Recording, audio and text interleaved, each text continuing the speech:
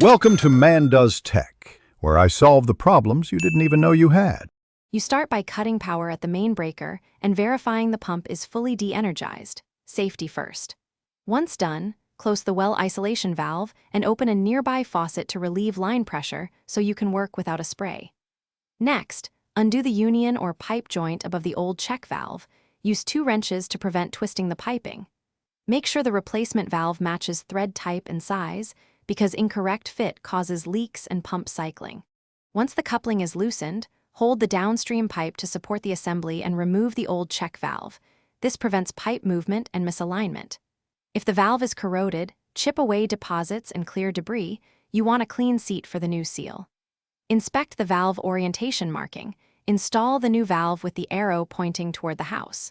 Then clean threads and wrap Teflon tape clockwise. This ensures a tight, leak-free joint when you reassemble. After installing the new check valve, hand start the union and then tighten with the wrench until snug. Do not over-torque plastic parts. Close the faucet, reopen the well isolation valve slowly, and then restore power to the pump. Watch for leaks and listen for air or water hammer.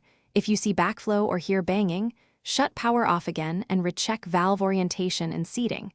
Make sure Teflon tape was applied correctly, and confirm the pressure switch settings are within expected ranges. Thanks for watching. If you found this helpful, don't forget to like and subscribe.